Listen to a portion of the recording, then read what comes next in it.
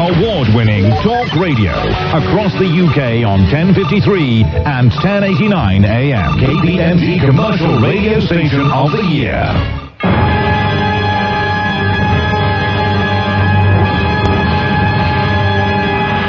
There's millions of people sitting at home thinking, oh, I could have phoned Nick up, but they're too scared.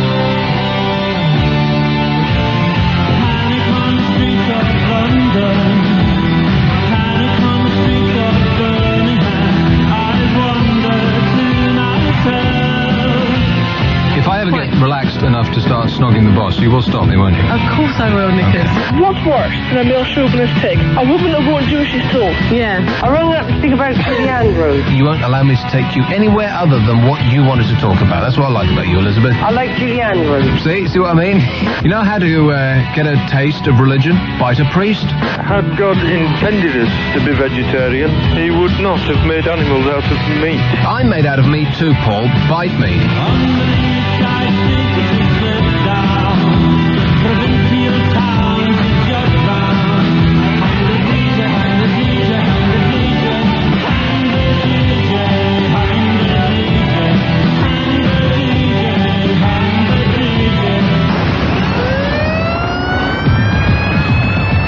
Nick Abbott. This DJ is very well hung. Thanks very much. 500 1050 389. It's a free call. All sorts of things going on. This football thing, people are going mad. I bet if you took 100 Manchester United fans and put a gun to their head a couple of weeks ago and asked them who owned the club, they wouldn't have the faintest idea. Seriously, they wouldn't have any idea. I think 60% of the shares are owned by some faceless city corporation, aren't they? Well, who owned it? And people will support a club despite there being a complete change in every player that's on the pitch. There's a change in the coach and in the management. So in other words, all they're supporting still is the name. You know, 5 years ago, who was on the pitch at Manchester United, for instance? Now, I've said it before and I'll say it again. I know nothing at all about football. But I'm guessing very few, or perhaps none at all. Probably some of the older ones were still there. All right, let's say 10 years ago. I mean, people support a club for their entire lives. 10 years ago, I'm willing to bet everything I earn today there wasn't a single player on the pitch that is still playing for Manchester United. Neither was the coach the same, or any of the coaching staff, and the management, probably nobody, right? And yet, everybody who supported Manchester United 10 years ago still support them, despite the fact that it's not the same, let's use the word company, because it's a business, it's not the same company at all. They happen to come from the same town, and they're called the same thing, but that's it. So they're basically supporting a name, and now they're freaking out because the people who own the club, who are the least visible part of the club, have changed, and I don't get it. Like, what is the difference going to be? Everybody's freaking out because it happens to be a man called Rupert Murdoch. If it had been Bill Gates, would people have still been freaking out and tearing their hair out and, mounting opposition from the stands and all this sort of thing that they threatened to do, but didn't actually come off, did it? Because they did quite well. Was it 4-1 or something? So it's a little hard to boo while you're cheering. A little hard to look really angry with a big smile on your face. I don't understand it at all. And that is, I'm guessing, the start of a tidal wave. All of the sexy clubs are going to get bought up by, TV companies. Bill Gates could probably step in and buy one. He could buy the lot. He could buy football. And still have change left over to buy South America. They had a picture in the London's Evening Standard taken from the next issue of Vanity Fair. A very famous female photographer called Annie Leibovitz brought together 40 of the richest people in America.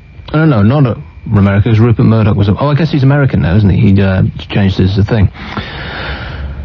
So, between them, they were worth $1.4 trillion.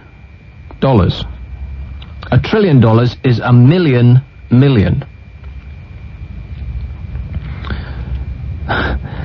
And so there were 40 of them all sitting there. It's amazing, actually, that they managed to get them all in one place at the same time. I mean, these people's schedules must be phenomenal. How they managed to do it, I have no idea. But they trooped them all out into the woods. And you can only see them in the picture. Behind them, there was probably 1,000 security men, you know, each one having been, you know, Bill Gates probably doesn't go down to the shops. They've probably got 100 people who surround him, you would think, who could cover him entirely. It's just like one great, one sort of great human hug that shuffles sideways. And you know what? Of the 40 richest people on the planet, there wasn't a single one of them over 5 foot tall. Did you know that? I suspect that's not the case. Only one person was over 4'6". Incredible. Are you sure about that? No. I might, well, it's possible. They were only a couple of inches high in the photograph. Oh.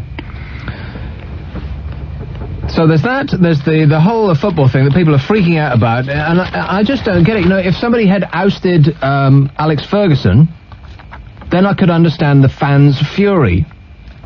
Or if they'd, you know, given Dennis Irwin the boot, or, you know, somebody like that, then, yeah, I can understand it. Somebody who the fans actually relate to on a weekly basis. But the people who own it changed? You know, if you bumped into the guys that had a major shareholding in Manchester United in the street, you wouldn't recognise them. I bet not one single Manchester United fan in the country would recognise the people who have a major shareholding, you know, before this deal goes through. I mean, you wouldn't, would you? I bet if I came in there and put a gun to your head, Kev, you couldn't name them, could you? Please don't put a gun to my head again. Not after last time. You couldn't, though, could you? No. Are you sure? Yeah. Very. So, I don't really understand this kind of weird, and it's sort of been drummed up by the Mirror, who are being really silly about it, but I guess, you know, what else are they going to write about? You know, the Sun is their big competition, and they just anti anything that the Sun says. It really strikes me as a bit bizarre, because a lot of people sort of, and I want to say it again, and I don't want to talk about football all night, because, as I say, I know nothing about football at all. But it seems that a certain element, not even an element that's old enough to remember the good old glory days of, you know, standing up for 2 hours in the pouring rain and not being able to go to the toilet, so you take a leak down the legs of the bloke in front of you. You know, the good old days, as they were called, when football was, you know, what you might describe as a cottage industry. And it cost twopence halfpenny to go and see a match. And, you know, with a £5 you could go and see a football match, get a 3-piece suit and a 2-week holiday in the Seychelles. You know, it ain't that anymore, and it hasn't been that for a long time. I went to see Chelsea a couple of times last season. It was £50 a seat. You are kidding. No, £50 per seat. Was it airline seating or something? Plastic seating, such that nobody with a bigger than 32-inch waist could fit in it comfortably without, you know, bleeding into the seat next to them. No leg room. It was no cushioning, nothing. 50 quid. I mean, there isn't a rock band in the world that would have the nerve to charge 50 quid. Not even if Pink Floyd came in and put on their biggest show could they sell out Earl's Court by charging 50 quid a seat. No way. Frank Sinatra on a comeback tour could just about do it. If it was Frank and Elvis on the same bill, then I think they could probably sell out Albert Hall at 50 quid a seat. But apart from that, forget it. You know, not even the opera is the cheapest seats, you know, around that. That's just daft. And so to hold on to this thing that, oh, you know, it's the working man's thing and it's for the people, and it's like, please, get over it. It's an entertainment business. Who cares who owns the club? If I was a supporter of Manchester United, I would prefer the owner to be the richest person in ownership in the Premiership, wouldn't you? Because then you could go and buy Pele. And what a difference he'd make. Yeah, and George Best and all those great players. So like I said before, I know nothing about football, but I certainly do know how to pick a team, don't I? It's 0500 1053 89. We're back talking to Phil and John and Aid, who can't get laid. Oh, Blimey. And Gary and Dale and Steve and all man, there's not one single stinking woman on that board. Was this Carol thing last night? They're all scared to call me? But I'm so nice. Let's talk about flowers. I know we talk about football, but let's talk about shopping. Hooray! How about ponies? Well, now you're just being sexist and offensive. I know. Okay, actual real bumper stickers that should be made into country songs, okay? Okay. Age is a very high price to pay for maturity. Nick Abbot on Talk Radio. Free call 0500 1053 89.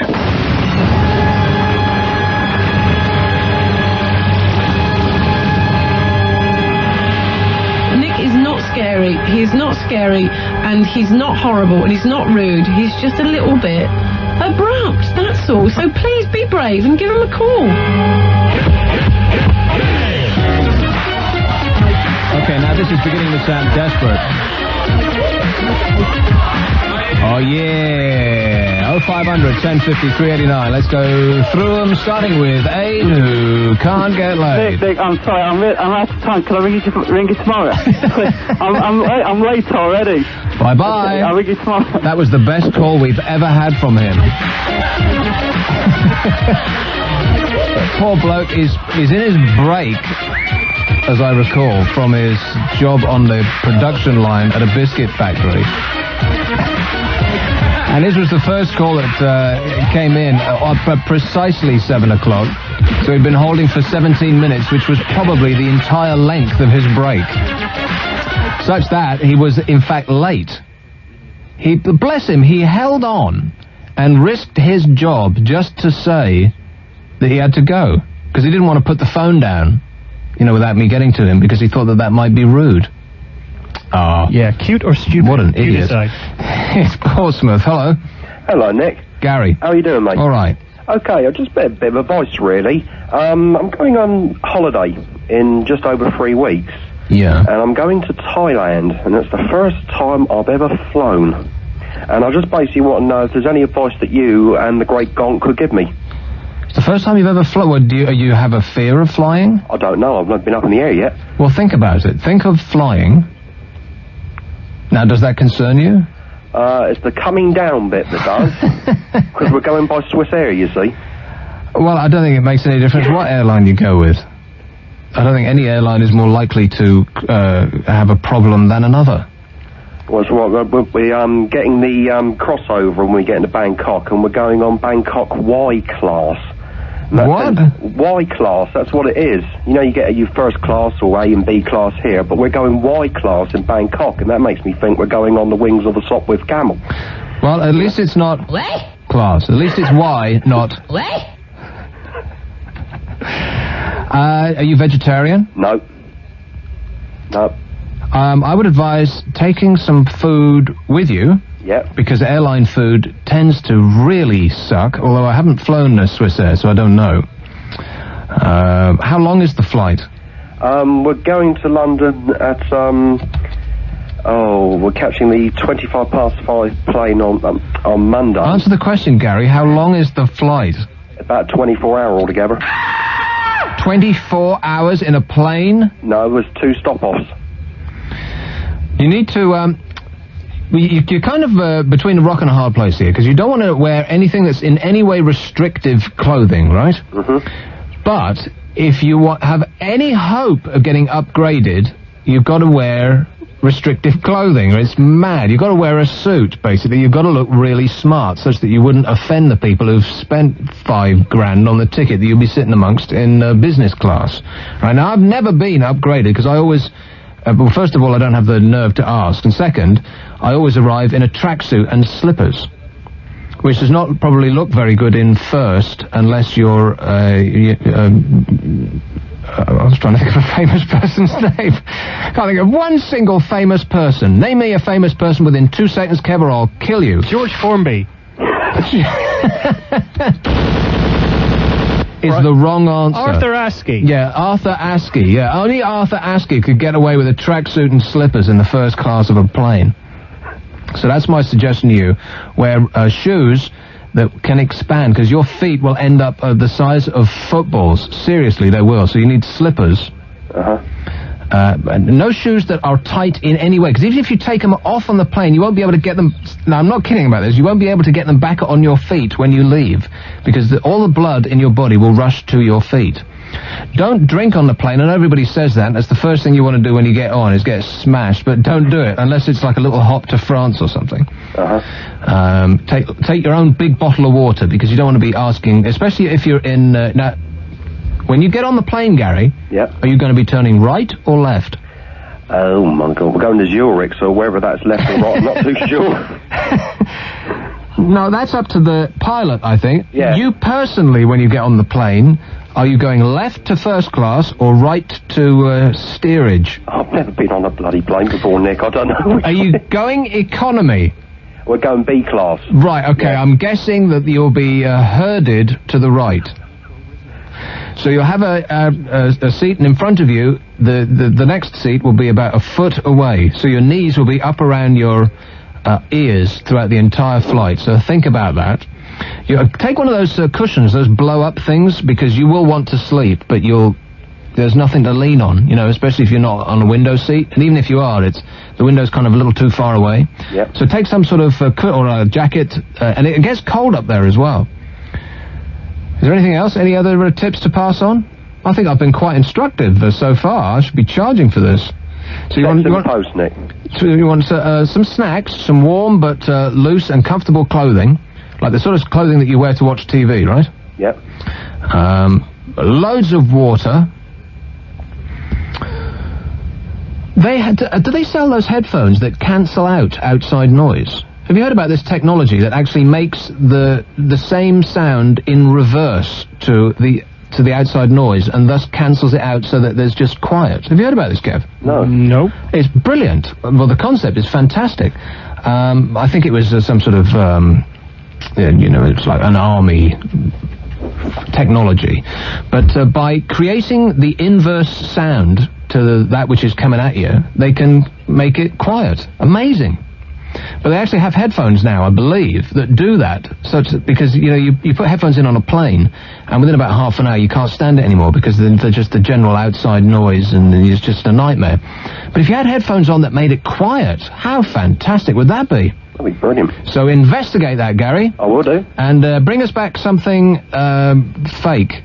I will do. Top man, 0500 1053 89. Free call. Unless you want advice like that, in which case there is a huge charge. Anorax. Email Nick now. Abbot at talk-radio.co.uk.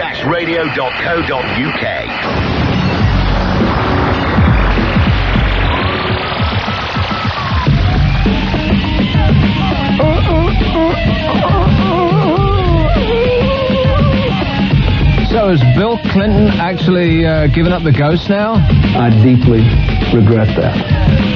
It wasn't on the news, so I can only assume not so far. Really? People are thinking about his presidency such that... This has gone on too long. That's what they're saying. Which I think is just ridiculous. If they're going to chuck out the world's most important man just because he accepted advances from some floozy... Of course, Monica Lewinsky was there as well. Yeah, I think there's a bit more than that, they reckon, with this investigation. Shut up. It's nothing to do with that at all. It's this Kenneth Starr bloke. What is up his nose? Seriously, what is his problem? I mean, so he had sex, and all these columnists, all these male columnists are writing, oh, it's disgusting that he did that, and you know that they do it too, probably do already. They're just claiming to find it disgusting because they know that their wife would hit them upside the head with a frying pan when they step through the door. You know that's true. So Bill Clinton had a bit of how's your father with what's her name? Big deal. What has that got to do with anybody except him and his wife? But what's scary about it is, of course, that everybody knew that he messed around and then voted him in as president. Why wouldn't they? And then he was still messing around, and then the second time they voted him in. Why wouldn't they? Of course, why wouldn't they? He's not stealing from the American public. He isn't, killing people, his political enemies. He's not taking over South American dictatorships and putting the CIA in there. What's he done? He's had sex with a moderately attractive woman who was half his age. What man wouldn't? Well, there's that, but the thing is, all I'm saying is that now that this Lewinsky thing is all said and done, pretty much, almost, why is there a big surprise about it anyway, bearing in mind they knew that he was at it all the time and they voted him in as president? Well, they didn't know that he was at it all the time. Well, they knew he was at it a bit. They knew he played away from home, didn't they? Yeah, but the thing is, like, so what? Who cares? You know, seriously. But people, this thing has cost like $40 million. This investigation, something like that. Is that a good way to spend $40 million? Seriously, that could make me happy for a year. It's not even enough to buy a football team. Well, some football teams it is. Oh, yeah. I believe Charlton Athletic might be for sale. Well, here is, like I said before, know nothing about football. Here's a bloke who does. Hello. Hi, Nick. Well, what is it with you boys down at Talk Radio where it God's football? I mean, you come across as a bunch of Nancy boys. Football is the man's initiation into society. It is the fabric, it is the cohesive force that knits together my family, at least. I mean, I wouldn't have a family if it weren't for football. All right, and you're a great, upstanding example of masculinity. You couldn't hold together a family if it wasn't for a game? No, I couldn't. And no, I couldn't. Well, I'm sitting here taking insults from you. Skip away. Here's one in London. Hello, Jeff. Hello. Jeff. Hello, mate. Jeff. Yes, hello. How you doing? Good. That's good. I'm just turning my sausages at the moment, but I'm very worried about... I'm very worried. What? Turning my sausages. You're turning your sausages? Yeah, they're okay. under the grill. Jeff's at home. Alistair Wankin. Exactly. Yeah, well, you got to worry about that, yeah. But I'm very concerned about your callers phoning in and saying about Bill Clinton and so on, and should it be such a big thing? And I don't think it should be such a big thing. I mean, 40 million quid on that is ridiculous. However, the Man United supporters is my real crux of the call. Yeah.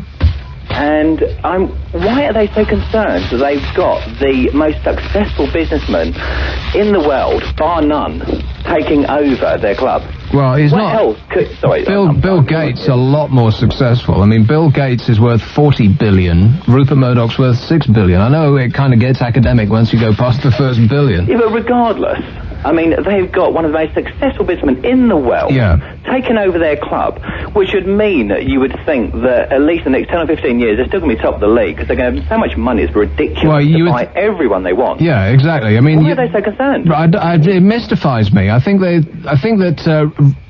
just the name is what's concerned them, because if it was... but why? Why? Because he's in his competing papers... Yeah. Which, let's face it, is where most people get their opinions from. You know, people don't really think for themselves. It's all received wisdom from, whatever paper it is that they read. Especially if you read a red top tabloid, you can't sort of think beyond page 3. And so they're told to think that, Rupert Murdoch is the devil in disguise. And, madness. This. Well, I know. Such a successful person taking over their club, they should be ringing out... I don't know, ringing out the bells and the thing is, hallelujah. And the thing, it's almost solely down to Rupert Murdoch that football is as exciting as it is now. I mean, you could say, beforehand it used to be on the BBC and so on and so forth. Yeah, well, but we could go back forever, couldn't we, on it's that just one? a business. Forget it, let's go into the future, and they are absolutely lined up, money-wise, for the future, no problems whatsoever. I think he'll make him the biggest club in the world, and he'll make him that because it will make him money. He won't allow it to be any other way. No, that's quite right. That's exactly what I'm thinking. Yeah, he's not stupid. He's not going to suddenly whack up the sort of gate fees to get in or whatever. And that seems to me to probably be one of their most worries. It's not going to happen. Well, I don't think that they are worried about it. I mean, what percentage of Manchester United fans actually go to the games? Please, it must be microscopic. Yeah, I mean, we've travelled fairly sort of worldwide, and even in, we went to, I'm dropping names here, but we went to Mauritius, and even in the sort of tiny little villages, they're all Man United supporters. So what are they worried about? That they're going to get so much more money to their club, they should be laughing. A tiny minority of people who actually go to the game And, you know, the game of football has moved on hugely since that was where they got most of their money from. You know, the tiny minority probably will pay a bit more, I'm guessing, just as the people who go see Chelsea will next year. You know, it's going to become more and more Absolutely, but that will expensive. happen with every club, not just them. It will happen with every club, and you know, it just seems mad that they just so annoyed about it. And this whole thing with the European League, I mean, that sounds pretty exciting to me, but... Absolutely, yeah, it's going to happen. It's going to happen within the next 2, 3, 4 years. It will happen, and everyone's going to have to get their head around it, and they will, and follow it. Okay, thanks a lot, Jeff. Okay. 0500 1053 89. It's a free call. Let's just start speeding up. Let's go through some of these quite quickly, because these people have been waiting forever. Hello, Red Hill. Hello. Hello, Nick. Steve. Yeah, it's me. I was just flipping through the radio waves a couple of days ago, and I came across your talk radio. Great show. But the subject I want to talk about is child discipline. I noticed on the radio that yesterday a teacher was accused of taping children's mouths up for the ones that she was trying to discipline. And I think that's well over the top. But I do feel so sorry for teachers nowadays, because it's a very fine line between disciplining children and being accused of abuse. Yes, I know. Everybody's kind of obsessed with that subject at the moment. Did you actually have a point to make about it? Well, no, it's just that I do feel so sorry for the teachers, because they've got to tread such a fine line now. And I've got a friend who used to be a teacher, and he's given up because he gets a complete lack of support from his head teacher. Yeah, I mean, that's a great idea. Let's, go be a teacher, and you get abused by obnoxious 13-year-olds all day and get virtually no money for it. What a great career that is. I feel sorry for teachers, because I know how we used to treat them when we were at school. I mean, you, Kev, were probably an obnoxious goat, weren't you? No, I was very quiet. You were? Yeah. Were you making up for lost time? Yeah, very quiet and sometimes daydreamed, apparently. Well, that continues to be your problem. On your report card, I'm going to write, could do better. Or it's a C. So far, you're a C. Oh, that's about average, huh? The British Association, what is that? Is that, I guess it's the Association of Medical People.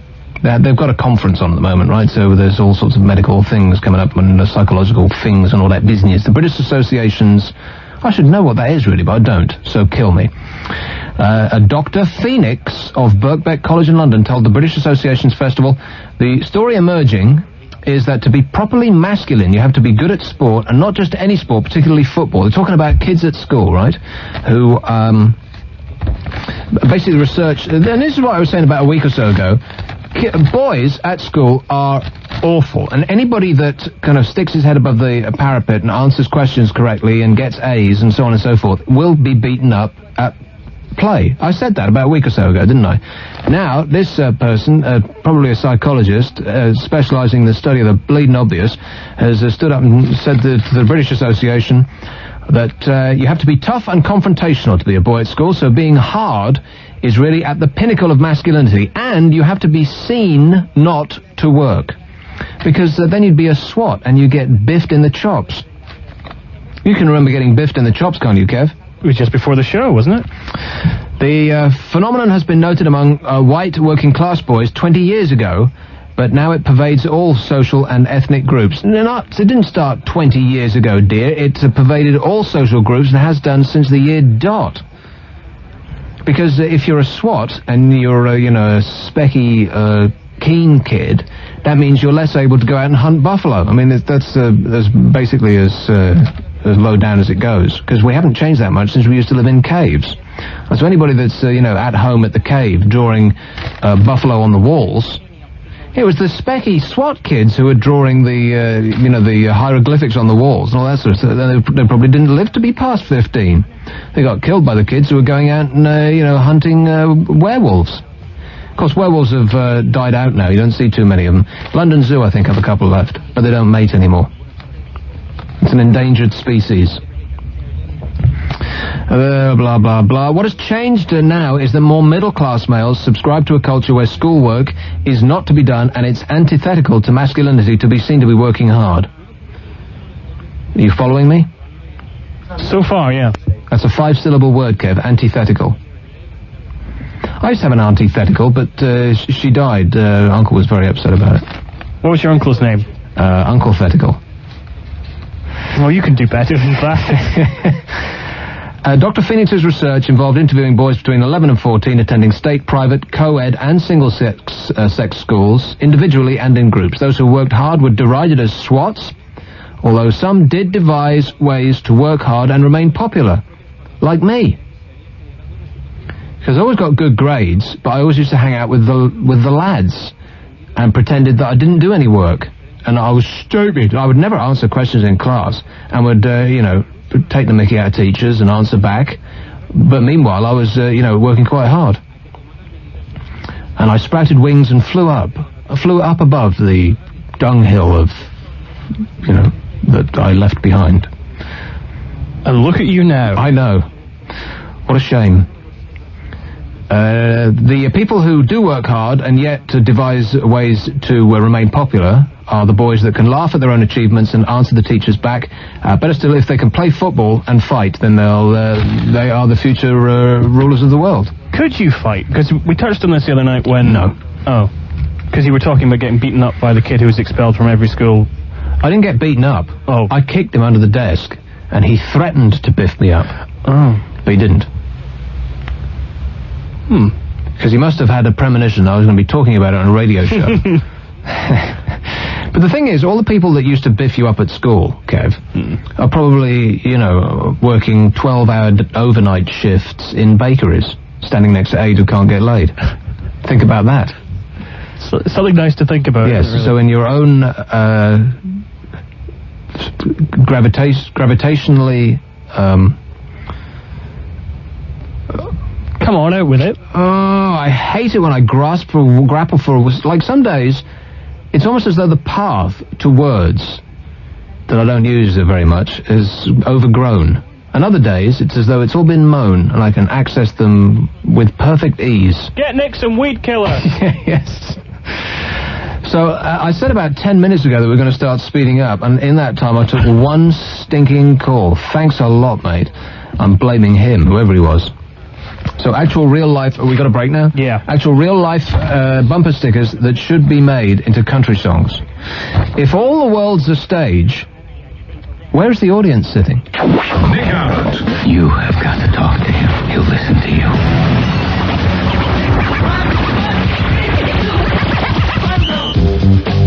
Oh, yeah. You said... 5, 4, 3, 2, 1, go. Oh, bum. Do you want to try that again? Because that would have been really good. I know, and it was perfectly in time as well. That was what stunned me. I couldn't weave it, but they said 5, 4, 3, 2, 1. So, right, let's charge through these now, because these poor people have been waiting since last week. Here's one in near Gatwick. Hello, you're on Talk Radio. Hello, Nick. Phil. This is Phil. Yeah, thanks for talking to me. It's about the lottery, basically. If you had the chance to run the lottery, how would you distribute the money rather than what they are doing to now? Because there seems to be a furore with the local public, general public, but it's not being spent as wisely as we thought. I thought it was going to go on athletics, really get a good, strong team. Also, our hospitals, they seem to be closing. But there's all that money there, and it's going abroad and places like that. Now, you say you're near Gatwick. Yeah. Where exactly? In Hawley. Hawley? Yeah. Well, I think that would be an ideal place to have an opera house, Phil. No, we don't want one, thanks. You don't like 75 opera? million already, Nick. No, I think a ballet company in Horsley would be nice. No, Nick. This is Hawley. We don't want an opera house down here or nothing like that. Well, they've had 75 million already, haven't they, the Opera House, and now they're going to close it down. Are you saying that it's a London thing? Well, it's a centre. Everybody can get to there. You can't get to Hawley, because it's a bit of in the backwoods. But in London, you can get to it from all over the country. But it's only for a certain people, a percentage, isn't it? The 5% of the people, the population of this country, that can afford to go there, possibly. Opera? No, I don't want opera, do you? Have you been? To the bleeding opera? My dad took me to the opera when I was about 5 years old. What a stupid thing to do. And I couldn't have... I just wanted to die. there was nothing that I wanted to do less than sit and watch opera. I must have, probably wasn't 5, it was probably 10, something like that. It was trying to educate me. Yeah. And it was quite possibly the most boring thing. I've just started the ad break, Kev. Sorry about that. You have to reload that. This big next button here, it's just too near me, man. It's, you know, if I hit anything at all, it's going to be the next button which starts the ad break. Something's got to be done about that. And all I was interested in was trying to stay awake and eating sweets. And of course, sweets make a rustle. And, you know, people were busy shushing me. I couldn't believe it. Not only was I being tortured by listening to a load of fat women screaming at each other, but furthermore, I couldn't eat my damn sweets. What kind of fascistic Nazi thing is that? Well, did they have a break? Did they have a break there? Because I've never been. You're one of the privileged few then, Nick, aren't you? That's the thing about me, is I'm so privileged, yeah. Anyway, I think that's about it, but I didn't answer your question. No, you haven't. That's what I was going to say. Is there any other things that you would do if you were put in charge? Every single person in this country should be given a bag of sweets. It should be the law in this stinking country. 0500 1053 89. It's a free call. This is your all-day, all-opera station for the 90s. Where's my effects? Damn it. Kev? They're there. See, this is why I need my own, No, your fader was up. No, it wasn't up, because I didn't hear anything. Why didn't I hear anything? We're coming low out of the rising sun, and about a mile out, we'll put on the music. Yeah, I use Wagner. Scares the hell out of the slopes. My boys love it. Never get out of the boat. Absolutely goddamn right. Not quite what I wanted. You don't say. Yeah, you know, I hate it when we do this, when it sounds like we're rehearsing on the air, but on this page here, where all my effects are, every single thing has now been put in a different order to what it was yesterday. I mean, part of how I do this is I remember where stuff is. Sort it out.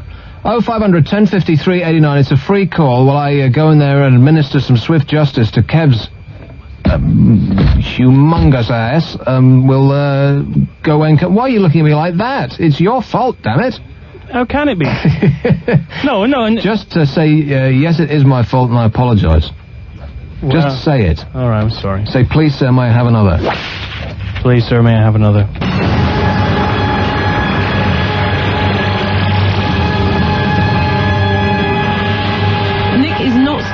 He's not scary, and he's not horrible, and he's not rude. He's just a little bit abrupt, that's all. So please be brave and give him a call.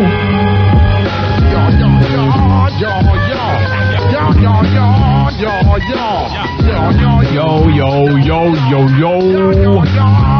Okay, speeding through them yet again. Here we go. We're really going to speed through them now. Here's one in Exeter. Hello, Tom. Hello. Sorry about the long wait there, Tom. That's all right. You know all these Manchester United fans, yeah? Yeah. I think they're really sad anyway, just for caring about football, because it's just so pointless, isn't it? No, don't be ridiculous, man. It's not pointless. I can completely understand why people get obsessed about it. Pointless. Because, no, we can't go out and hunt buffalo anymore. So we've got to put our kind of aggressive hunting group behaviour into something else. Yeah, but they should be able to surpass these primitive urges. Well, no, you can't. It's the most basic stuff. Yes, you can. We can't. We haven't got past that as a civilization yet. One day. But in a couple of thousand years, maybe. And people only like it now because they're told to, and they're indoctrinated to by the people who have vested interest in the business. Don't be daft, man. If they weren't watching football, then they would be going and watching Betty Davis films, or playing squash, or going down the pub, or, there's just a bazillion other things to do. Watching TV they could be told to be intellectual and philosophise instead. Oh, yeah, right. Like your average Joe in the street is going to be intellectual and philosophise. Oh, well, they will be one day. What, or else, you saying? But what is the purpose of football? What do they get out of supporting a particular team? A huge amount of... No, they just think they do, so that... other people think they do. No, they don't. It's belonging to a group. But people don't. I mean, people support teams that are miles away from them, that are completely irrelevant to anywhere that they've lived. Well, that is true. But but by supporting that team, you are associating yourself with that group wherever they might be. Yeah, probably because they're doing well and because it's fashionable to do that. And in Roman times, you'd be cheering on your favourite centurion. You know, it's just the same thing. Well, they were even more backwards, weren't they? But they gave us roads. That was the one thing they gave us, the Romans, roads. No. Well, and the drains. There was the two things that the Romans gave us, and two things alone. I can't remember anything else that they gave us. What did the Romans give us? Now anyway. Huh? We'd have had roads by now anyway. Well, you are an intellectual philosophizer, Tom, so I won't be arguing with you. Thanks a lot, mate. 0500 1053 89. What the hell did the Romans ever give us, apart from the roads and the drains? Some ruins. Claudius. That was quite mysterious. Yes, they built great ruins, the Romans, didn't they? Here's Professor Popcorn. Hello, Nick. Blimey. Hidey hi. Hody ho. Oh, lovely. I wanted to talk about that, actually. What? Well, because I was at a party last weekend for about 18 six-year-olds, and I always say... Pardon? So? I always say hidey hi, and I normally get about half of them shouting back hody ho. Yeah, what are the other half shout out? I'm not going to talk You hear me? You go to hell! You go to hell and you die! That's about it. That day, all of them shouted back, howdy ho! And I thought, what's going on here? When I got home and I switched my video on to watch my weekly South Park, and I met Mr. Hankey, he appears and goes, howdy ho! Professor Popcorn, I can't believe that you are in show business. Your timing is crap. You talk over every single thing I play. I can't hear you. Your volume's very bad down the phone. Well, I'm going to send you some swizzle sticks in the post. Will you? Stick them in your ear. You have waxy build-up, I dude. must have. And another thing. Oh, blimey. I want to ask your advice, please, because I know you're a very knowledgeable man. Yeah. Somebody's asked me to perform my show at a hen night. And my wife said, yeah, that's fine, as long as he can go on before 8:30. But they want me to go on at 11. Now, do you think I've got anything to lose by going on at 11 o'clock? Yeah, your manhood. Do you think I should take a minder with me? Yeah, and a pair of metal underwear. Could I take Kev? Well, I think that he might cause him to be even crazier about you, Professor. I'm a bit concerned, Professor, about wanting to take me to a hen night. Well, no, as a minder, Kev, obviously. Oh, yeah, So you could protect me from any thing that might happen untoward. Could you do that? Listen, Professor, here's one piece of advice. When you go on stage and say hidey hi, they'll probably shout, Go home, you little dildo! 0500 1053 89. Do you want to dump that, Kev? What sort of a strange question is that? Oh, yeah, okay, well, we've got it as an effect, so every time you play it, I have to dump it. Well, I don't know. Have we had a meeting about that? Here's one in Southport. Hello? Hello? Kay. Nick, I just wanted to say about the long-haul flights. I've flown over from New Zealand, and he won't have to take a lot of food, because if you go on those long-haul flights, you get quite a lot of meals, and if you want a snack, you can ask for one. Yeah, but they're usually awful. That was why I was suggesting that he take his own Tell food. him to book vegetarian, and the vegetarian meals are much nicer. Well, they can be nicer. Yes. Or they can be absolutely hideously It all depends awful. what airline you travel with. That's right, and it all depends on what they mean by vegetarian, because I've ordered vegetarian meals before, and they've given me macrobiotic, like they didn't know what the difference was. Because I eat everything except stuff that has been walking around, you know what I mean?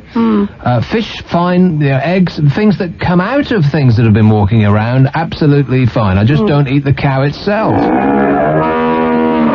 And also, on the long hauls, you get free headphones that plug into the side of your seat, I know so you that. can listen to the music. So it doesn't have to take headphones. But they're awful, though. Those little what he plastic should headphones. is buy some French earplugs. They're wax, and you soften them and you put them in your ears. That stops that droning of the plane, and you can nod off to sleep better. And the other thing, definitely a blow-up neck pillow to go around the neck. Oh, blimey, my life passed before me for a second there, okay? I thought a blow-up, what the hell's she going to say next? A neck pillow. A neck pillow. That's wonderful. But the other thing, on those long-haul flights, they give you a blanket, and they give you a small pillow, too, which you can put behind your back. Man, it sounds like a home from home, don't it? Well, it all depends what airlines. I travel Cathay Pacific. Without mentioning any brand names, Kay, that's excellent. Sorry. Well done. And also they give you the little slipperettes, but definitely shoes that are not new. He wants shoes that are quite roomy because their feet do swell. Yeah, and expandable, yeah. Yeah, and they give you little slipperettes, and they also give you the things for the eyes, you know, the little eye mask to stop the light. That's a good look, I find. Here, Kate, I'm thinking of going to Australia next year. Oh, not Australia, New Zealand. No, there's nothing in New Zealand, please. Oh, New Zealand is the most beautiful country in the world. Well, that may be, but I'm not going around the halfway around the globe just to look at trees.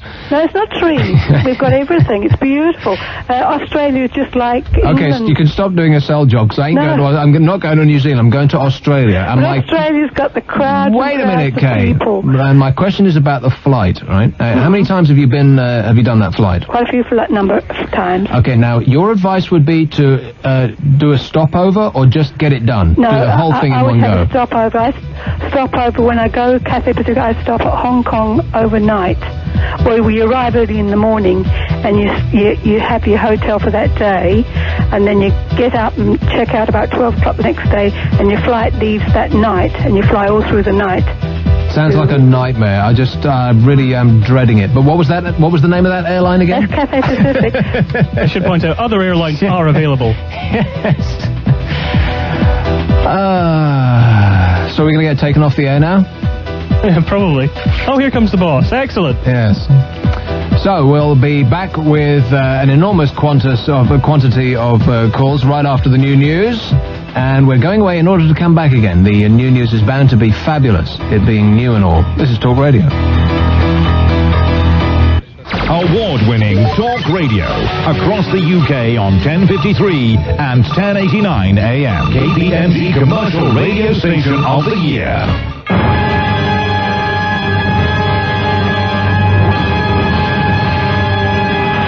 There's millions of people sitting at home thinking, oh, I could have phoned Nick up, but they're too scared.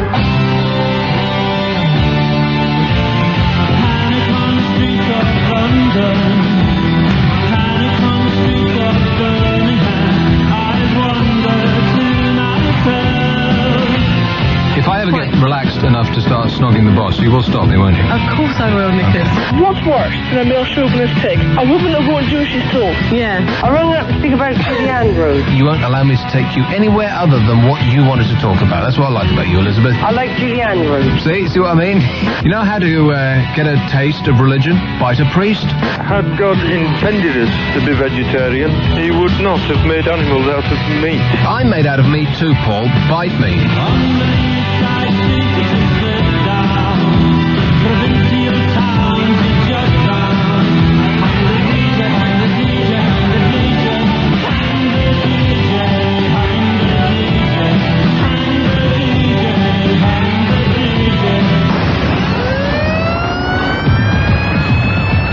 Nick Abbot.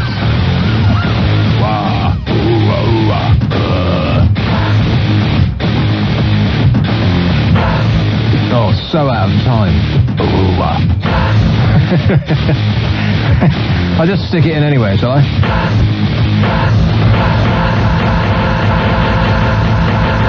0500 1053 89. Nothing like a smooth fade. And that was nothing like a smooth fade. Here's one in Buxton. Let's get rid of some of these people immediately. Hello, Merlin. You're on Talk Radio. Good evening, Nick. Merlin. I phoned you tonight to tell you about a connection between Bill Gates, Bill Clinton, Richard Nixon, Reagan, George Bush, George Washington, and the White House.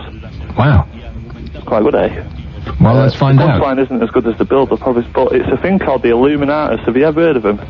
Yeah, before you do this, Merlin, this isn't anything that might have the richest, the richest man, most powerful man in the world, at least till tomorrow, wanting to sue us into a black hole in space, is it? No. Oh, good. Well, carry on then. Well, maybe. Well, in that case... No. Trust me on this one. Have you ever heard of the Illuminatus? It rings a vague bell, but to be honest, I don't know what it is. Remind me. Right, it's a group of people who believe in chaos. Bringing order from chaos, but bringing about the chaos in order to create order. And they sort of, their goddess is a woman called Eris, who goes back to, I think it's a Greek theory, but she rolled the golden apple. Right, it sounds like a geek's theory. No. What the hell are you talking about? It existed. The Spanish Inquisition tried to get rid of him 3 times on 3 different occasions. Can I just stop you for a second there? Yep. I think someone is throttling a small child in the background. Oh, it's my dinner. It's my dinner. It's just on to boil at the moment. Okay, do we actually want to talk to this person anymore, Kev? No, but... I mean, I know he's joking, but... You know, he doesn't give his real name, then he wants to, you know, possibly libel the most powerful man in the world. Who? And the richest man in the world. Merlin, with this story he's going to tell us. No, not... Yeah, but who's the most rich? Bill Gates. He was going to do that to Bill Gates? Yeah, but he mentioned Bill Gates. Did he? Yeah, he said Bill Gates and Bill Clinton and lots of other people. Oh, I wasn't listening. Bill Oddie. Oh, well, in that case... It is past time to move on. I couldn't agree with you more. Here is one in Worthing. Hello, Rosie. Hello there. Rosie. Hello. Yes, I'm Rosie. Sorry. It comes on so quick. I want 3 quick points. Hawley is a really back town, so can we have the Opera House in the royal town of Bognor? Because one of the kings lived there, and I know it's a royal, but I can't remember Henry or somebody or other. It's a bit of a pits at the moment, but I hope no one's listening in Bognor. No, I live up the road in Worthing. I heard Worthing is the bath chair capital of the world, isn't it, Rosie? Yes. There isn't a single person on the age of 100 in Worthing. Hey, hang on. I think they should have it because Worthing is a very upmarket. It's much better than Brighton. It is more upmarket than Brighton, that's right. Principally because there's absolutely no reason for anybody to go there. Oh, come on, Nick. Don't be so daft. And the other thing I had put on was... I'm sorry. I can't read my own writing. You know when you were talking about... bloody hell. Sorry, I shouldn't swear on the word. It's like... I've lost it. Sorry. What a great call. Bognor. Now, I can't remember which king it was. I was listening to Kenny Everett on the radio. He used to do a show in the afternoon. I can't remember what station it was on. And if he can say it, if the greatest DJ ever lived in this country can say it on the radio in the afternoon, I can say it too. There was some king, I can't remember who it was. My knowledge of history is almost as great as my knowledge of football. In other words, zero. And he was on his deathbed. This is one of those famous last words things. Okay? So we're building up to the last words pronounced on this earth by one of our kings.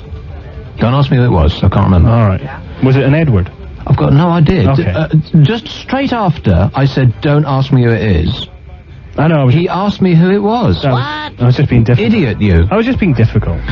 So the king, himself, is on his deathbed, and one of his courtiers comes up to him and says, "Don't worry, Your Majesty, we'll take you to Bognor, and you'll get better from the sea air." And the king raises himself off the bed just enough to deliver his immortal closing line by saying, "Bugger, Bognor." His last words, "Bugger, Bognor." It's official. More people are listening than ever before. Talk Radio, your award-winning station with the largest audience ever. Hey, you! Don't watch that! Watch this! Access all areas with Nicky Horn. Since they formed in Camden Town in 1979, Madness have become one of the most popular and successful British groups of all time.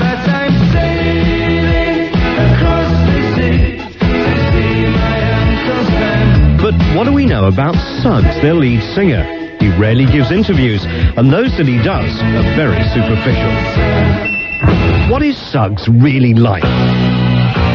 Is he just a clown in baggy trousers, or is there more to the man than the cartoon music hall image? Find out when Suggs is my guest live on The Main Interview this Sunday evening at 6.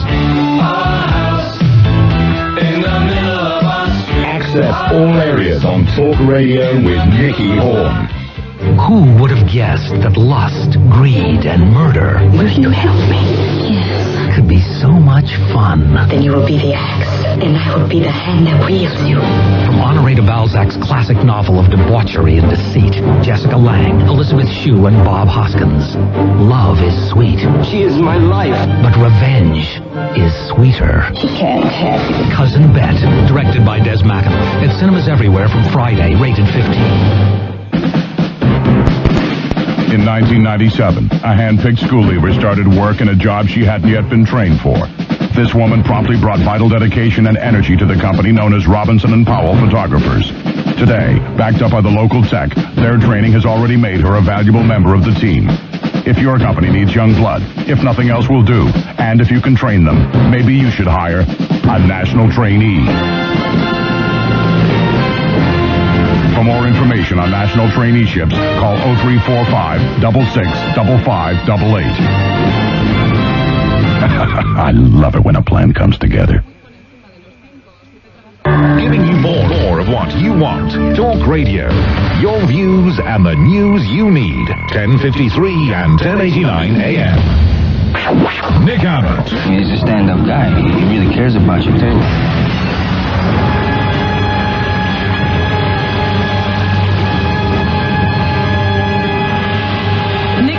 Scary. He's not scary, and he's not horrible, and he's not rude. He's just a little bit abrupt, that's all. So please be brave and give him a call.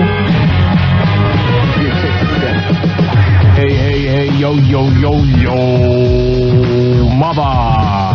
We haven't talked about your mother and her dog's age, Kev. Talking of dogs.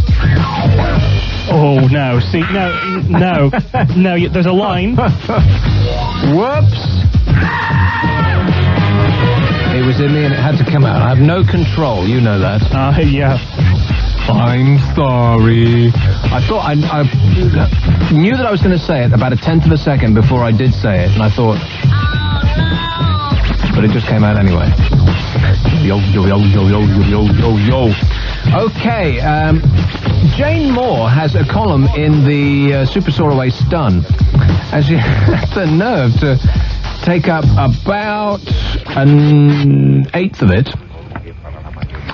An eighth of it's taken up by an advert, 2/8 are taken up by a picture, and 1/8 is taken up by something that's been around the internet for a good long while. It's one of these things that people send me every now and again. I had previously rejected this, but if she's stuck it in the paper, I might as well go and say it anyway. It's the what men say and what they actually mean, and what women say and what they actually mean. Have you heard this one, Kev? You must have seen this. I think I have, yeah. Yeah. Every time I give out the email number, this is one of the things that comes through, along with the rules for bedroom golf, yo mother jokes, and light bulb jokes. You know what we don't get are limericks. Now, I love limericks. Perhaps we should ask for some of them, because there's a bazillion of them out there. Oh, yeah. And a bazillion is a million trillion. Did you know that? No, I didn't. Yeah, I learned that in arithmetic. That's an actual fact. Were you good at maths? I got an A. Did you? Yeah. The teacher took one look at my exam paper and said, A? So it's the email address is nabbott2bs1t at talk-radio.co.uk. Have we had any emails lately? I don't know. Sick Boy's busy doing things. Oh, is he? He's doing his business? Yeah. The fax number is 0541 59 69 79. And all that. And if anybody has written to me and I haven't replied in about the last 6 months, then I'm sorry, but I've had a lot of work done on my flat, and my papers are everywhere, and I just can't. However, what we're going to be doing is we're going to be getting some work experience people to sign Nick's cards and send them out. So if you want an autographed picture of Nick, then don't worry about it. It's on the way. It won't actually be his autograph. No. And it won't be worth anything. Of but course it would not. probably be worth more, than if he'd signed it. Yes, precisely. Because I'll be getting my grubby finger marks all over it. But don't be writing to me asking for a card. Just write to the general address here and I'll send you one. Because, I can't. I just haven't got time. Do you ever get it like, well, you don't, obviously, Kev, but do you ever get people at home, some people at home who like sort of work for a living, they might think you just never get any time, you're constantly falling forwards, and stuff starts piling up at home. You've got your tax to do and your VAT and the bills and the credit cards and, all of this sort of stuff, and it just keeps piling up, and you just put it to one side, and you stuff it under the couch, and you put it in a box and you put it in the cupboard, and it just piles up and piles up and piles up, and suddenly you've got your credit card companies writing and fining you 10 quid because you missed your payment, and the VAT people saying we want £100 million because you weren't polite to us and reply on time. That's £100 million. I was astonished. I can imagine you would be. I didn't owe anything like that amount. You know what the answer is to bills, don't you? What? A very wise man, in fact it was Ian Collins, said to me, the smartest thing you can do is put everything on direct debit. And sure enough. Well, no, with your credit cards you can't, because But you can put a minimum they're payment. bar stewards, exactly. They'll only take the minimum payment, thereby charging you 20-odd% on what's left. If you have the technology to pay it all, then pay it. But it sorts out your lecky and your water and stuff, though, doesn't it? I don't trust that whole thing, because, you know, I had a problem with a company that took too much from my debit account. I told them it was an insurance company. No, a pension company. Which one? And I reduced the amount of pension that I was paying a month, and I called them on the phone, and I faxed it to them. And they completely ignored me and took the same amount out, right? It was £250 down to £40. It's quite a drop. Yeah, for various reasons I can't be bothered to go into. And I called up the bank, because I wrote a letter to tell the bank not to give them as much as well. And the bank said, oh, it's nothing to do with us. If you sign a direct debit with somebody, they'll take literally as much money as they want out of your account. If you sign a direct debit to a company, you give them carte blanche to take every single penny that is in your bank account, and the bank won't even question it. They'll just give it to them. Incredible. You might as well send out your cash card to these companies. It's amazing. Did you know that? So what I'm saying is, put all your bills on direct debit, or don't. No, I just don't. I just kind of don't trust them. You can't trust banks either, because they're screwing us too. I mean, the amount of times that companies, you know, like Watchdog or, you know, one of these things will go into a small town and take 100 people and take their bank account details and put them by some sort of a financial expert, and it'll come up with some outrageous figure, like 80% of them are getting stiffed by the bank, who you just flat out trust, don't you? I mean, you give your money to the bank for safekeeping, and what are they doing? They're giving it back to you, but they're keeping. It's like playing cards, and they're dealing off the bottom of the deck. Well, I'd just like to thank Ian for his financial advice at this stage. And who's Ian? Collins. He was the guy that gave me the advice about putting everything on direct debit in the first place. Don't listen to a word he says. Well, he gambles all his money away and spends it all on drugs and loose women. Yeah, usually before the show as well. Tune in tonight. Well, as long as it's not during. Here's a call in Cornwall. Hello? Hi. Paul. Hi there. Oh, Nick? Yes, Paul. Yes, I'll tell you what, we don't have that problem down in Cornwall down here, with all these bill paying, you know. What we do, we usually tell them to, you know, if they keep sending us letters, we won't put their name in the app no more. That's what we usually do. Anyway, all these people who like all this football, mate, that's what I wanted. I'm agreeing with this guy earlier on who said they must be a bit of a morons, all these people who like football, and they got nothing better to do. And perhaps they could sign all your photographs and give them out if they ain't got nothing else better to do than see football. I guess so, yeah, but let's hope they don't call me up, Paul. 0500 1053 89. Free one. Here is a woman in Surrey. Hello, Rosemary. Hello? Rosemary. What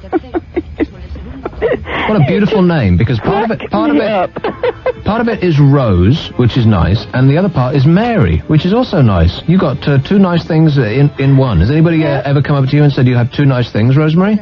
No. No, I just want to say that you crack me up. You're hilarious. And I haven't stopped laughing since I come on the air. Well, you've got to have a laugh, innit? And I'm being taken out for a meal at 9 o'clock.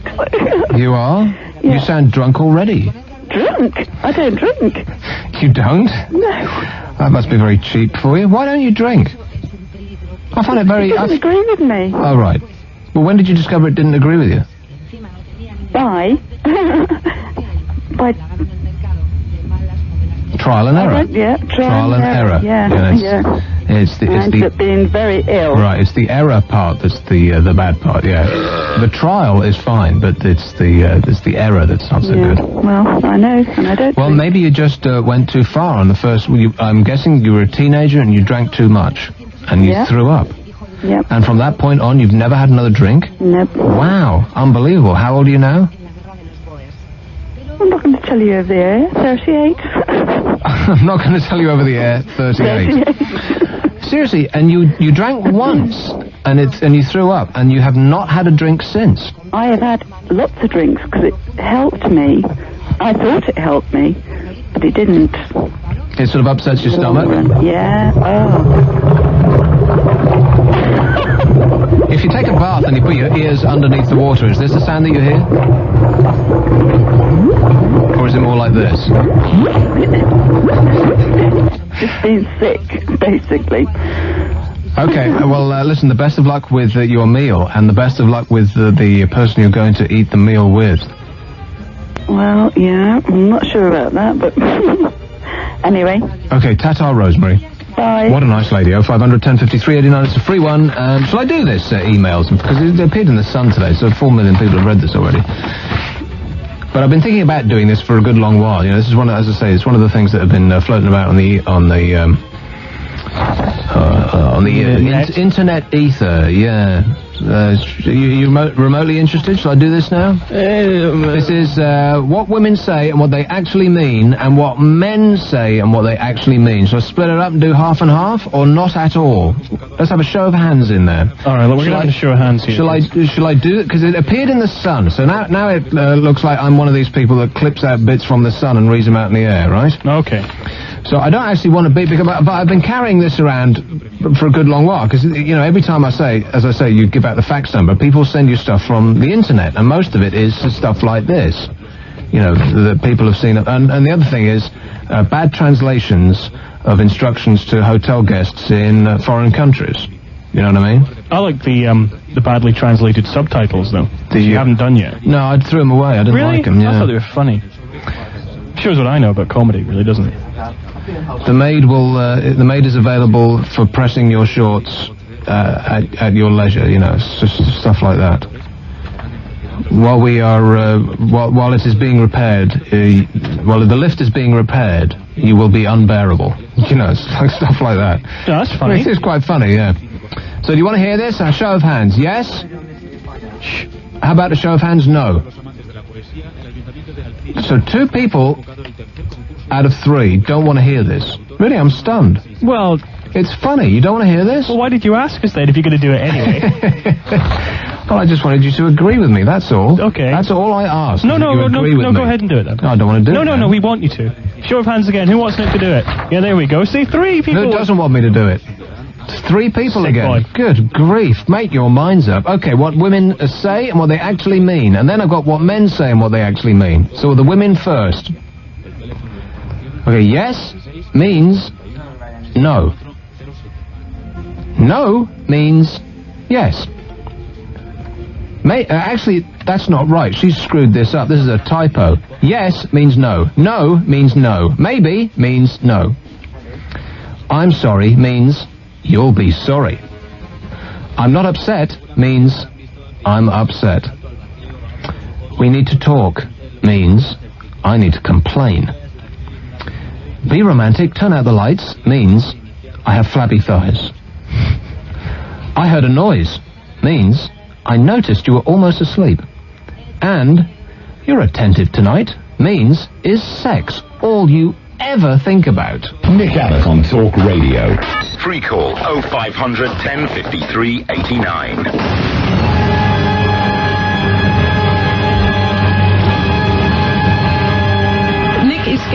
He's scary, and he's horrible, and he's rude. He's just a little bit disgusting.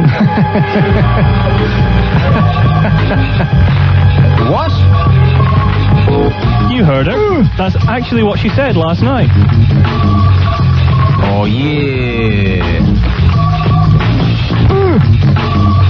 Okay, I'll do the rest of that. And the reason that I haven't read it out is it's actually not that funny. I remember, as about halfway through, I did what she says and what she means. I realised, and my heart sank. I thought, I started now, I'll have to finish it. But the reason that I've been carrying it around for so long and haven't actually read it out in the air is it's not that funny. Well, you know, we hate to be the kind of guys to say we told you so, but... Smart ass. So I'll read the rest of that out, and otherwise I won't. One of the two. And somebody sent me this. This is one of my favourite inter-break bits of all time. Actual, genuine contestants' answers from the ITV game show Family Fortunes. Brilliant. More of those. Excellent. So we'll get through some of these now. Here's one in the Forest of Dean. Hello. Hello? Adam. Nick Abbott. Yo, yo, yo, yo, yo. Yo, yo, yo, yo. How's it hanging, man? It's, just there, as a matter of fact. Yeah, speaking of which, my granddad, he actually caught Moby Dick. Of course, I got a cure for it now, but, I know a few limericks, Nick. Can you hear them? No. Can you write them down on a piece of paper and send them to us? Do you have a Let's get on to South Park. Do you have a fax machine? No way, mate. Do you have access to a stamp? No, I'm in the Forest of Dean, man. Anyway, you said the other day that on South Park you recorded was it that Cartman song? Yeah. Yeah, have you got it up yet? It's in the building. Oh, damn. Never mind. Anyway, I've got a book to recommend for you. Now, wait a minute. Andy, did you put... Is this on the keys, the keyboard here, the Cartman song? I know. Let's sing. I thought that was an effect there. You're very good sometimes. Yeah. Not often, though. I mean... Let's sing. No, not so good then. No. The last time it was very good. So we don't have, I Know Let's Sing... Carl's mum is the big... Cartman's mum, it's... That's it there, isn't it? Is this it? Oh, that looks... Carl's mum is a stupid bitch. Well, that's a bit short. Well, that's offensive. Yeah. We don't need that. You're fired, sir. Yeah, you can get rid of that and put something else in there, because I'm never going to need that unless, Carl's mum calls. But she's online too. Yes. Have we done with you, Adam? Not yet, no. What's up? Anyway, for all those people who have been wondering what happened to all those crude and rude world records, there's now a book out called The Vile File. And I thought, seeming as it had the top Nick Abbott potential, I thought I'd tell you about some of the world records. Okay, why don't you just send that to me along with the other stuff that I didn't want you to read out on the air. Yeah. Thanks a lot, mate. 0500 1053 89. Free call. Here is one in... Oh, dear, excuse me, Cardiff. Hello, Nick. Cardiff. Hello? I mean, Sean. Yeah? Yes. All right, football is a boy's game, not a man's game. Look, right, you have all these injuries in football. It's a non-contact sport. Hardly. Well, look at rugby, right? Are there any injuries? Football, they break wings and they break a leg and they're out for I don't follow rugby at all because I'm not remotely interested in anything about it. I think it's a stupid game. So I don't know if people get injured a lot in rugby. You would think so. Kev, do you know anything about rugby? You're built for rugby. The only thing I know about rugby is when I played it in school, I got very muddy, and I don't like getting muddy, so I didn't like it very much. Good grief. And I know less about rugby than I know about football. What I know about football is less than you know about football, which is really saying something. Yeah. Here's one in... I just dumped that guy. Did we talk about what it was he was going to talk about? Probably. Here's one in London. Hello, Lorraine. Oh, hello. Oh, hello. Ooh. Yeah, you know what? Who's it, Nick? Yeah? Do you want to dump that, Kev? Yeah, I just have. Lorraine, watch your mouth. Honestly. Good grief. As soon as she opened her mouth, it was just a stream of vile invective. Lorraine, here are a couple of rules when you call a radio station. You can't speak as you normally would to your family. You have to sort of, be a bit polite. We're broadcasting to the entire country and some of France here. Yeah, Lorraine. The French get very offended. Shut up, Kev. Lorraine. Yeah, are you there? Yeah, I am. Can you please say to us, Scar, my mum insists that Bob Dylan recently was due to play at Wembley or somewhere in London, and he only sold 2 tickets for the concert. And I love Bob Dylan beyond my life. And I torture my mum with Bob Dylan. And she said, no one wants to know anymore, and he had to go back to America. No one wants to know. Can you please tell me if that's true? Well, I haven't heard it, and I very much doubt it. 2 tickets? No. Where'd you learn that? My mum. Your mum told you? Your radio station 24 hours a day and 7 days a week. Well, and that's where she got it from. That's fine. You want to listen to your mother a little less, Lorraine. I think we should listen to James Well a bit more, maybe. Well, if that's where you get your news from, sure, why not? 0500 1053 89. It's a free one. It's, we had to dump her. Can you believe that? Here's one in the West Midlands. Hello, Maxine. Hello, Nick.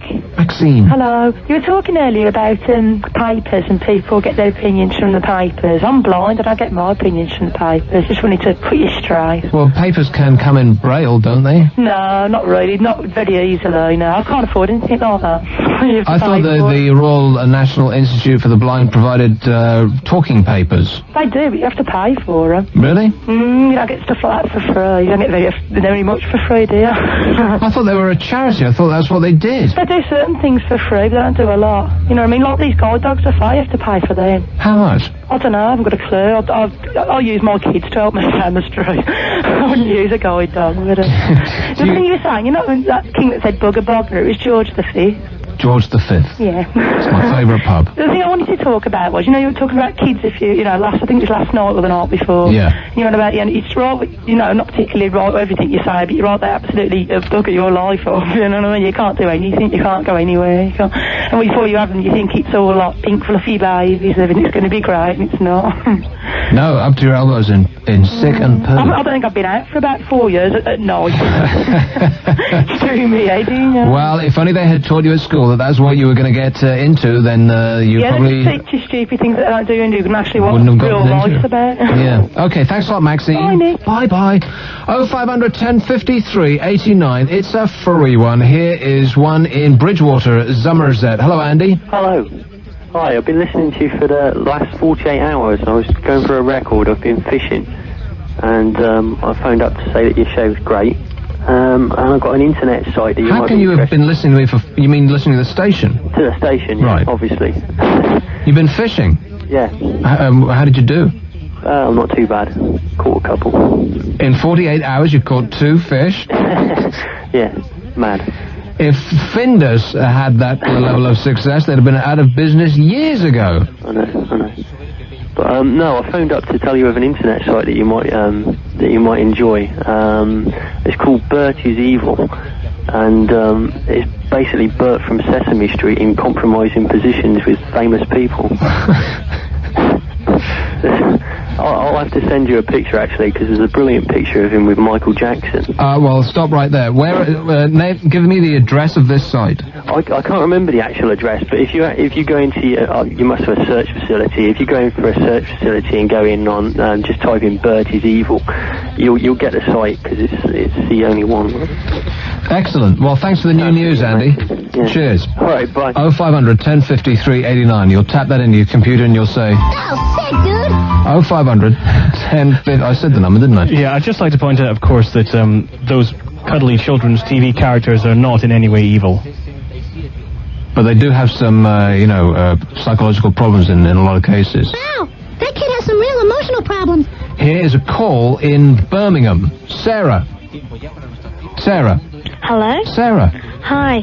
I'm just ringing up to say about that girl saying about she hasn't had a drink for some time. Yeah. I'm 37. And, You're 37? Yeah. I was guessing like 10. Ha ha ha. No, seriously, I'm not kidding. You sound so very young. Oh, well, anyway. And when I first drank about 18, and I haven't touched it since. Why? Because I just don't like the taste of it. Well, no, wait a minute. Alcohol comes in many and various different exciting guises. You didn't like the taste of what? It was cider, pulse. Cider. Well, cider can be pretty disgusting. Yeah, you should try a nice glass of Sancerre. That might go down just delicious. No, I don't Well, how about a cocktail? You can disguise the taste of alcohol in a cocktail. It'd be lovely. No. How about a dry martini straight up with a twist? No. It's good for you. No. It's got lemon in it. No, I just have non-alcoholic cocktails. Non-alcoholic cocktails. Well, good for you, Sarah. You'll stand up for what you stand for and you won't fall down. Thanks a lot, dear. 0500 1053 89. Free one. It's Talk Radio. I'm Nick Abbott. Here is a call in Dursley. Hello, Kim. Hiya. Kim. Well, I just wanted to mention about rugby you were talking about earlier. And you said you didn't really know much about it and you think it's a very crap game. Well, I didn't really know much about rugby, and I went to go and see my aunt's boyfriend play rugby, and they get injured about every 5 minutes, and they were in a scrum, and somebody kept lifting it up, and he got put in the sin bin, and my aunt's boyfriend got elbowed in the eye, and he got his eyeballs, got the muscles at the back have been bruised, and there's about 6 or 7 dislocated jaws. So, hello? Yeah. And so I'd just like to say that there are lots more injuries in football, in rugby than there are in football. And can I ask you a question about this, Kim? Yeah. Standing on the sidelines and watching all of these heaving hulks bashing 3 levels... They're quite gorgeous, actually, some of them. Yeah, that was going to be my question. Did it actually sort of turn you on? Well, there are some real gorgeous hunks from Australia and New Zealand, you know, with the gorgeous accent and the tan, and the fullbacks, they are really tall. So what you like is seeing a lot of huge blokes bashing 7 bells out of each other, is that right?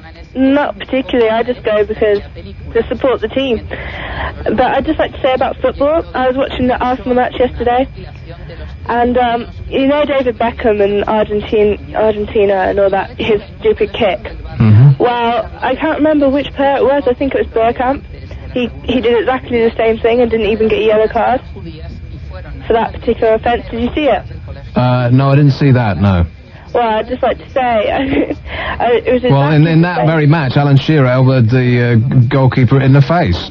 So, yeah, he waltzed away from that scot-free as well. But Kim, we're talking about ancient history now. I think as a psychologist, we want to focus like a laser beam on this weird obsession you have with seeing big blokes beating each other up. In short... What kind of sick weirdo are you? Here's one in Worthing. Hello, Paul. Paul. Hello. Yes, sir. All right. Yeah, I just heard you earlier on had a dig about Worthing. Yeah. Woman. Or was it not a dig? I took it as a dig anyway. Bath chair capital of the world. It's where all of southern England goes to die. It's not as bad as Eastbourne, though, is it? It's what, sorry? It's not as bad as Eastbourne, though, is it? Eastbourne, never been. No, I'm not old enough. All I was phoning about was to say what's good about Worthing, really. What is good about Worthing? Well, I didn't quite very many, but Pavilion Theatre, like... It's a what? Pavilion Theatre. It's on the seafront in Worthing. Is that anywhere near the seashore? It's pretty well near the seashore, actually. Excellent. Yeah, like you like kind of theatre and you just like going to the beach, really. And what a beach they have! It looks like an explosion in a rock factory. Like awful. seaweed. Yeah. There's no sand. In about 1 million years it'll be sandy, but not now. But please book early. Yeah, right. And we've got a nightclub on on the sea near enough, obviously on Wood. Yeah, I bet it closes at 10. No, it doesn't. No, it closes at 2. Yeah, we've got 3 clubs in Worthing. Brighton is wild. Every 5 yards there's a nightclub. It's incredible. Yeah, but that is the biggest gay community in the country, though, isn't it? I very much doubt it. Brighton? That's what I was told about today. That's what I was told, like, Brighton's got the biggest gay community.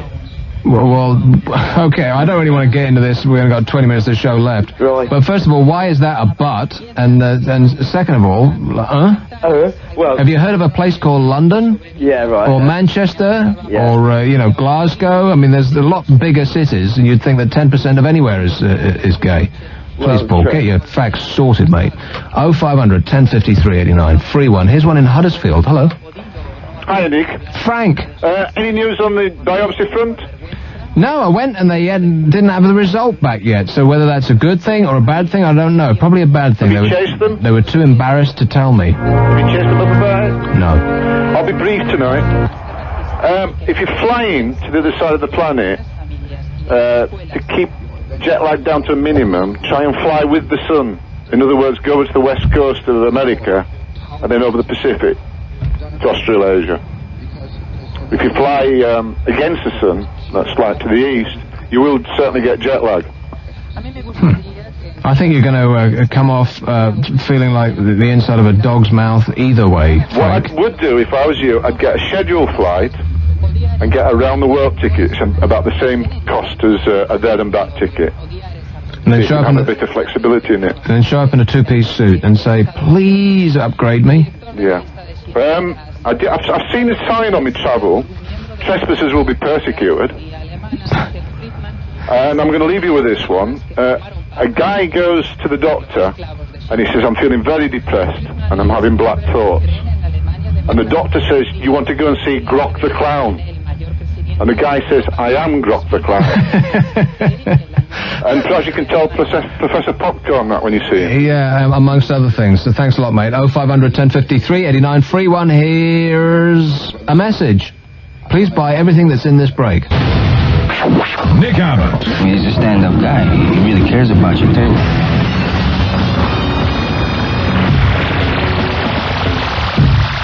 So I've still got this thing about what men say and what they actually mean. Do we want to hear that? I thought we'd given up on that. Yeah, it wasn't funny. probably. Screw it. I still can't believe that bloke said he didn't want to go to Brighton because it has the largest gay community in the country. You're just... Well, first of all, what? Where do you get your facts from? Stop reading red top tabloids. And second of all, do what everybody else does and go to a straight club, you moron.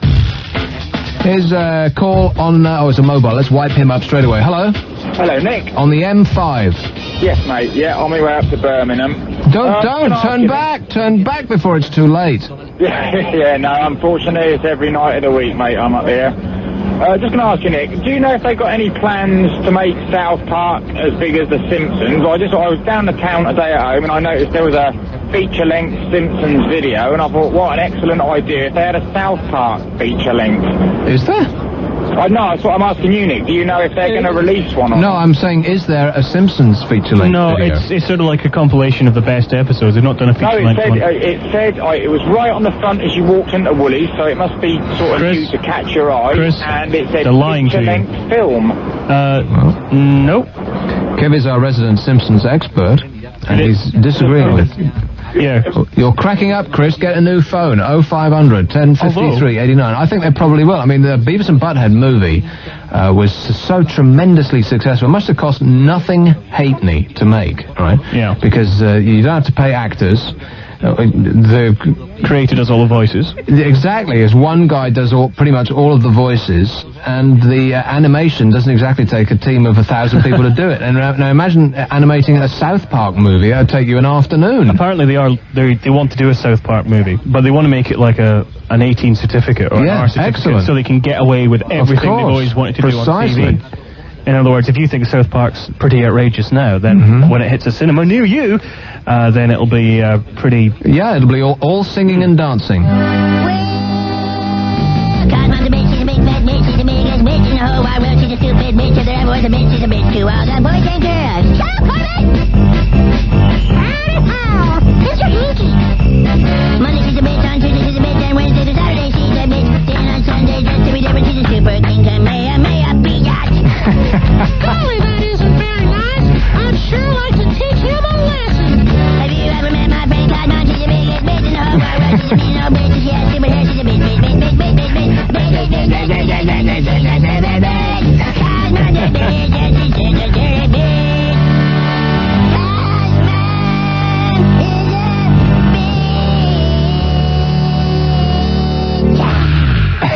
That kicks ass. Excellent. So what's Kyle's mum again? I can't remember.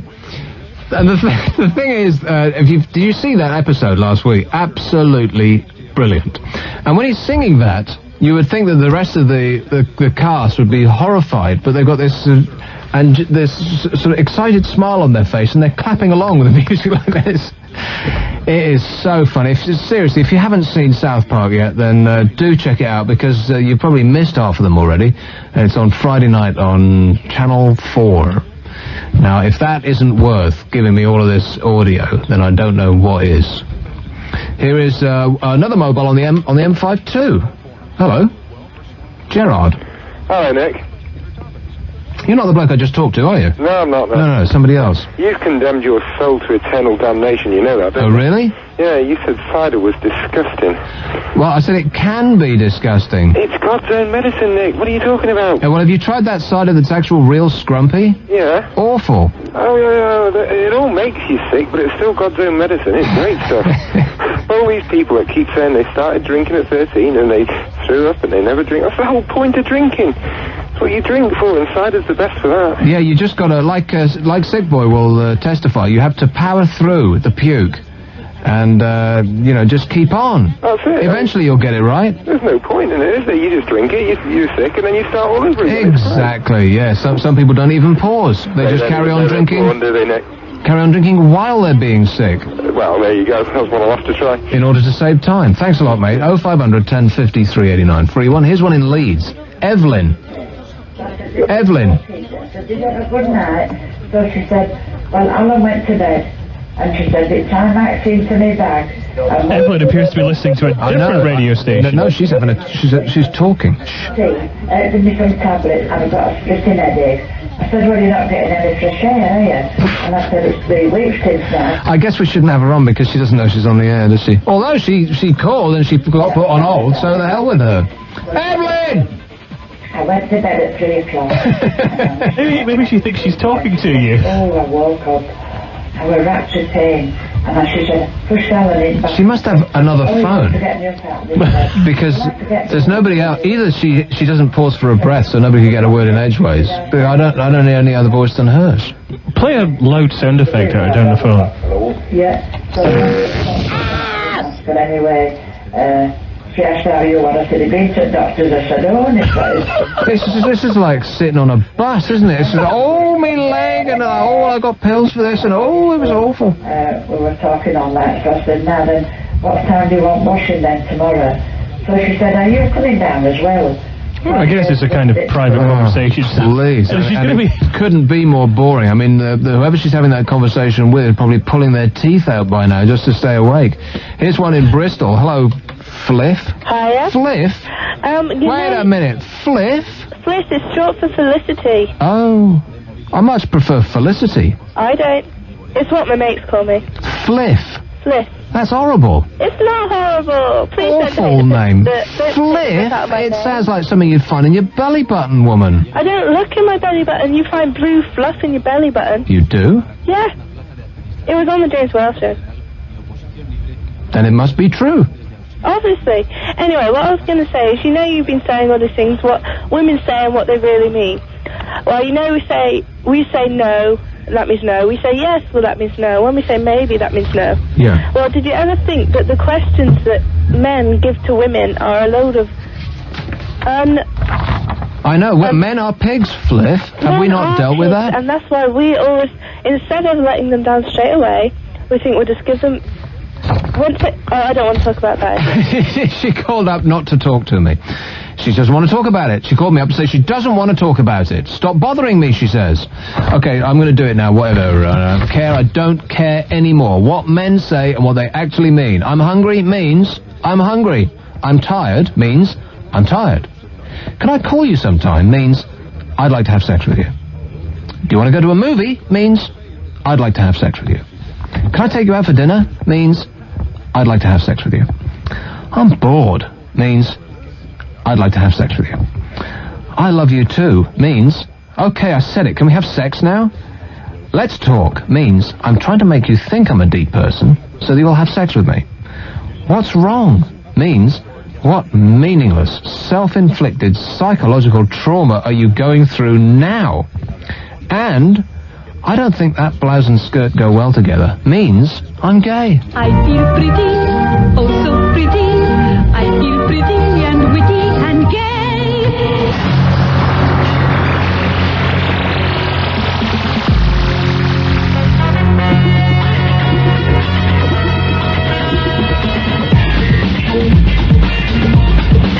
Oh yeah!